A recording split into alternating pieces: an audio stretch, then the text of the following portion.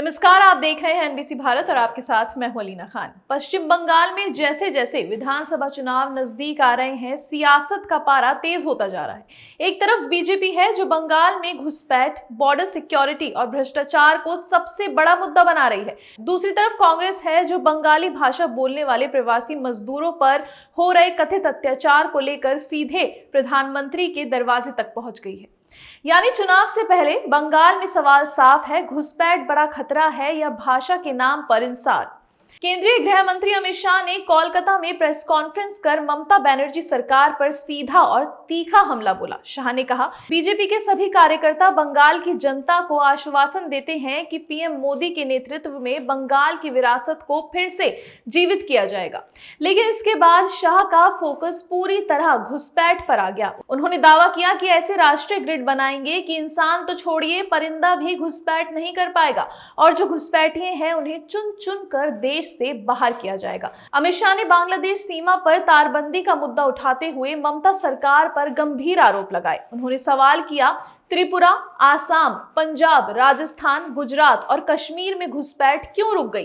क्योंकि वहां सरकार सहयोग करती है, लेकिन बंगाल में जमीन नहीं दी जाती, क्यों? शाह का आरोप और भी बड़ा था। पश्चिम बंगाल में घुसपैठ जानबूझकर होने दिया जा रहा है ताकि आबादी का संतुलन बदला जा सके और वोट बैंक मजबूत हो। उन्होंने साफ कहा कि बंगाल का अगला चुनाव घुसपैठ और राष्ट्रीय सुरक्षा पर ही किया जाएगा।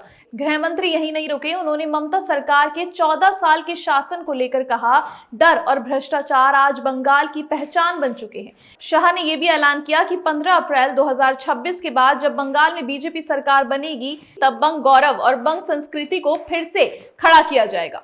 अमित शाह ने 30 दिसंबर को याद करते हुए सुभाष चंद्र बोस का भी जिक्र किया और कहा, 1943 में नेताजी सुभाष चंद्र बोस ने पोर्ट ब्लेयर में आजाद भारत का झंडा फहराया था। आज से अप्रैल तक का समय बंगाल के भविष्य के लिए बेहद अहम है।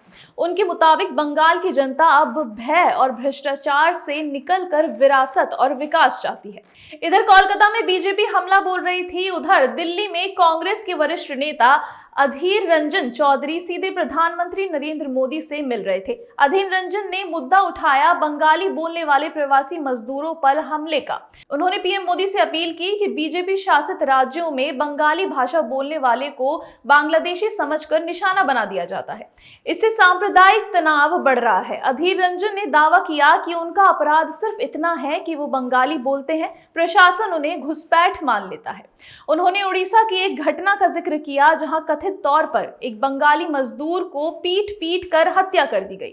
अधीर ने कहा, देश भर में फैले हमारे प्रवासी मजदूर अमान्य व्यवहार झेल रहे हैं, ये बेहद गंभीर मामला है।